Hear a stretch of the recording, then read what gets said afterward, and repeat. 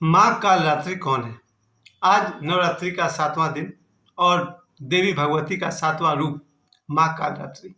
इनके विषय में बहुत विस्तार से बताऊंगा और इसलिए भी बताऊंगा क्योंकि इनका रूप जो है घना अंधेरे की तरह काला, जैसा कि उनका नाम ही है कालरात्रि। काल मतलब समय। तो उनका जो रूप है वो बिल्कुल काला रंग का है। गोल गोल आंखें हैं, 3 आंखें हैं इनकी, 2 आंखें और एक तीसरी आंख।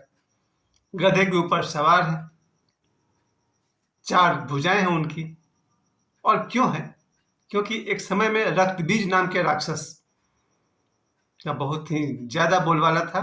उस रक्तबीज को समाप्त करना मुश्किल था, क्योंकि रक्तबीज का सिर काट दिया जाए तो जितने बूंद खून जमीन पर गिरेंगे उतना रक्तबीज पैदा होगा। इस बात को एक और अर्थ में समझिएगा। रक्तबीज मतलब मन के विचार। ये इसलिए मैं कह रहा हूं कि आप एक मन के विचार को मारेंगे 10 और पैदा होंगे, 10 विचार को मारेंगे 20 और पैदा होंगे। माँ कालरात्रि के विषय में बहुत विस्तार से हम लोग बात करेंगे, क्योंकि माँ कालरात्रि को मोक्ष की देवी कहा गया है। जैसे ये 7 रूप होता है ना, पहला दिन जो रूप है वो मूलाधार चक्र का है, दूसरा रूप है स्वादिष्ठान का है, तीसरा रूप है मणिपुर चक्र का है, चौथा रूप है अनाहत चक्र का है, पांचवा रूप है विशुद्ध चक्र का है, छठा रूप जो है आज्ञा चक्र है और 7वां रूप जो है वो सहस्त्रार का है। तो आज ये जो माँ का 7वां रूप है, इसका संबंध मोक्ष से है। इसलिए माँ कालरात्रि का आराधना मोक्ष पाने के लिए भी किया जाता है। और भी बहुत सारी बातें इनके बारे में जो बात आपने कभी सोचा भी नहीं होगा। माँ कालरात्रि को दुष्टों का नाश करने वाली बताया जाता है, और जो दुष्टों का नाश कर सकती हैं वो अपने भक्तों की सहायता भी कर सकती है। इसलिए इनका एक नाम शुभंकरी भी है। इनके विषय में और भी विस्तार से हम लोग बात करेंगे, क्योंकि माँ कालरात्रि मेरे अपने अनुभव में जो आया है वो यही आया है कि मेरी जो बेटी है साक्षी, इसका जन्म हुआ है अमावस्या के दिन, 30 अगस्त 2008। अमावस्या के दिन मेरी बेटी का जन्म हुआ है, और ऐसा माना जाता है कि काली माँ का दिन होता है अमावस्या। तो मैं बचपन से मैं बहुत ध्यान देता था। जैसे मुझे लगता था कि काली माँ का कुछ तो अंश है मेरी बेटी में, साक्षी में, क्योंकि बहुत ही उग्र स्वभाव की है। जैसा कि काली माँ को आप देखे होंगे, खास करके माँ कालरात्रि बहुत ही उग्र, एकदम विनाशकारी।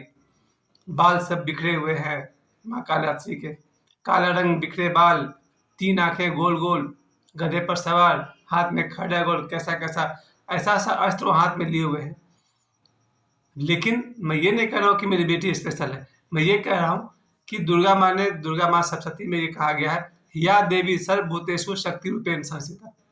हे देवी, आप सभी जीवों में शक्ति के रूप में स्थित हैं। तो ऐसा नहीं कि सिर्फ मेरी बेटी में काली माँ का अंश है, सभी कन्याओं में माँ दुर्गा का अंश है, क्योंकि वो बहुत लंबा चौड़ा श्लोक है, या देवी सर्वभूतेषु, हे देवी सभी भूतों में। तो ये आप पढ़िएगा दुर्गा सप्तशती तो आपको समझ में आएगा कि सभी जीवों में जो क्षुधा है, भूख है, प्यास है, शक्ति है, सभी रूप में माँ दुर्गा विराजमान है। मैं ये नहीं कह रहा हूँ कि मेरी बेटी स्पेशल है। इसके अलावा जो माँ कालरात्रि, जिसे मोक्ष की देवी कहा जाता है, मोक्ष की साधना के लिए, मोक्ष पाने के लिए उनकी साधना कहते हैं। मोक्ष सबसे जो अब तक देखा जाए तो एक असंभव अचीवमेंट है, लगभग इम्पॉसिबल। करोड़ों में कोई एक व्यक्ति होता है जो मोक्ष को पा सकता है, पाता है। और कभी कभी हजारों साल में एक व्यक्ति होता है जो मोक्ष को पाता है। लेकिन अब उतना भी निराश होने की जरूरत नहीं है कि हजारों साल में एक होगा और करोड़ों में एक होगा। प्रत्येक व्यक्ति मोक्ष को पा सकता है, बस उसे करना यही है, अपने मन के प्रति सावधान होना है। सबसे ज्यादा मन के माया में कोई फंसता है मेरी दृष्टि में तो मैं खुद। मुझे याद है बचपन से लेकर के आज तक मन के माया में मैं इतनी बार फंसा हूँ, 100 बार, 1000 बार, बड़ी तकलीफ होती है। मन के माया में फंसिए, दौड़ते रहो, जिंदगी भर मिलने वाला कुछ नहीं। समय खत्म होता है, मेरी शक्ति खत्म होती है, एनर्जी खत्म होता है, पैसे खत्म हो जाते हैं, हाथ खाली रह जाता है, भिखारी के भिखारी। क्यों? मन अपना गेम खेलता है। और जब मैं माया के वश में हो जाता हूँ तो मुझे माया से निकालने के लिए यही माँ कालरात्रि कभी मेरी धर्मपत्नी के रूप में मेरी सहायता करती हैं। रूप में मतलब धर्मपति के भीतर जो शक्ति है, अवश्य देवी की शक्ति है, क्योंकि मेरी जो धर्मपत्नी थी उनका जन्म दुर्गा पूजा के अष्टमी के दिन हुआ था। अश्विन वाला जो अक्टूबर में जो दुर्गा पूजा होता है, उसमें उनका जन्म हुआ है अष्टमी के दिन।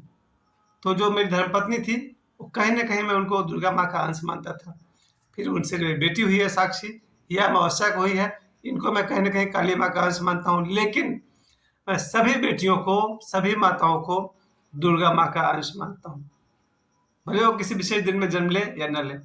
देवी के सिवा उनका और स्वरूप क्या हो सकता है? वो सभी देवी स्वरूप है, देवी स्वरूपा है।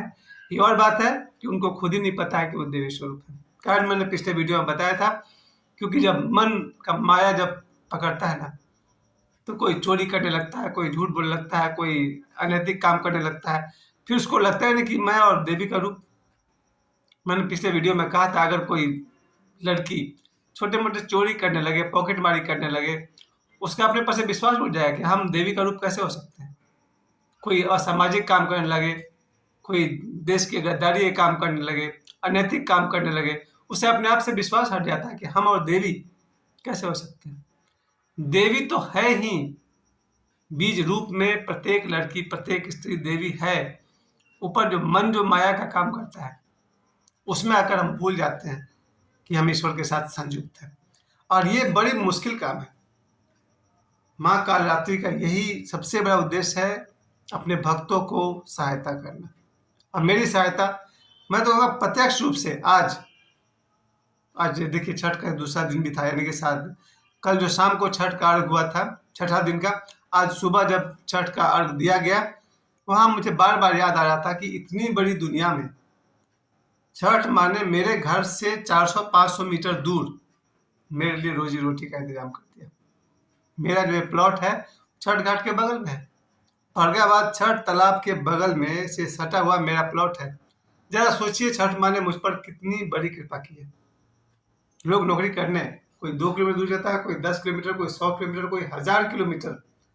अब मेरे लिए मेरी माँ ने 1 किलोमीटर से बहुत कम में मेरे लिए रोजी रोटी का इंतजाम कर दिया। छठ माँ को अगर कोई अनुभव करना चाहता है तो मेरे इस उदाहरण से अनुभव करे, क्योंकि बचपन से खासकर चैती छठ सीधे भाग के मैं छठ में जाता था, जबकि मेरे घर में चैती छठ नहीं मनाया जाता है। कोई और जाता हो या नहीं जाता हो, मैं जरूर गया हूँ, हर साल गया हूँ। सुबह उठना और जाना वहाँ पर। आज उन्हीं छठ माँ की कृपा है कि मेरे लिए रोजी रोटी का इंतजाम छठ तालाब के बगल में माँ ने कर दिया।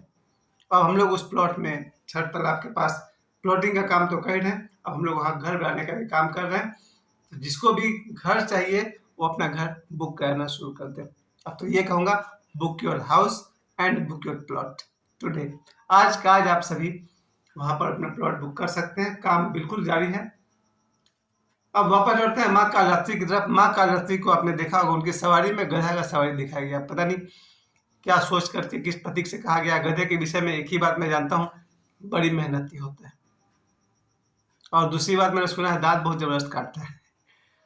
तीसरी बात जो हमें ओशो ने बताया है कि गधा अगर अड़ जाएगा ना, तो फिर जवाब नहीं, सुलझाना होगा बीच में, तो जाएगा दीवार में चिपक करके। उसकी बहुत सारी बातें। माँ कालरात्रि ने क्यों चुना है गधा को, वो तो मुझे भी नहीं पता।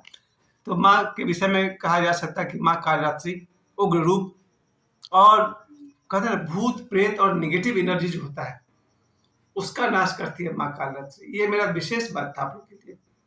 आज जबकि बाबा बागेश्वर का पूरी दुनिया में बोलबाला है, आज कोई नहीं कह सकता कि भूत प्रेत नहीं होते हैं। भूत प्रेत मतलब आदमी का थॉट।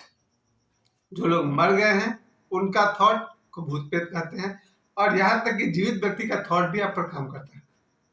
ये जो नेगेटिव विचार जो हमारे ऊपर काम करता है उसका नाश करती है माँ कालरात्रि। ये और भी साफ साफ इसे समझा सकता है कि हम जब मन के माया में फंसते हैं, उल्टा सीधा सोचते हैं, उल्टा सीधा करते हैं, तब मेरी बेटी वहां खड़ा हो जाती है और वो मुझे उस माया से बाहर निकालती है। मुझ पर सबसे बड़ा उपकार देखा जाए तो मेरी बेटी मेरे लिए मेरा गुरु है।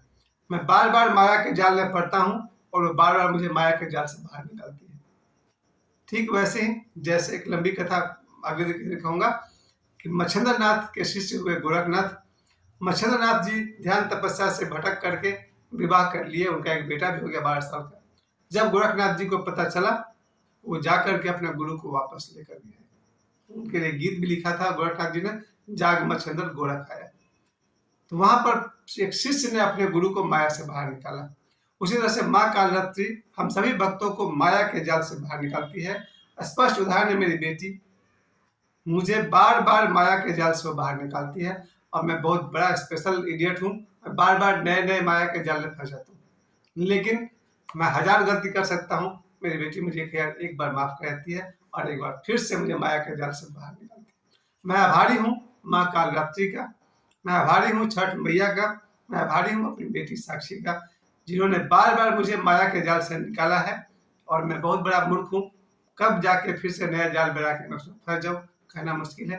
लेकिन आज नवरात्रि का 7वां दिन माँ कालरात्रि का है। कल जो दिन होगा वो होगा महागौरी। इसी दिन में मेरी धर्मपत्नी का जन्म हुआ था, महागौरी 8वां दिन में। उस पर कल बात करेंगे। आज के लिए माँ कालरात्रि को बहुत बहुत प्रणाम और उनसे मैं प्रार्थना करता हूँ कि मुझे माया के जाल से बाहर निकालें। धन्यवाद।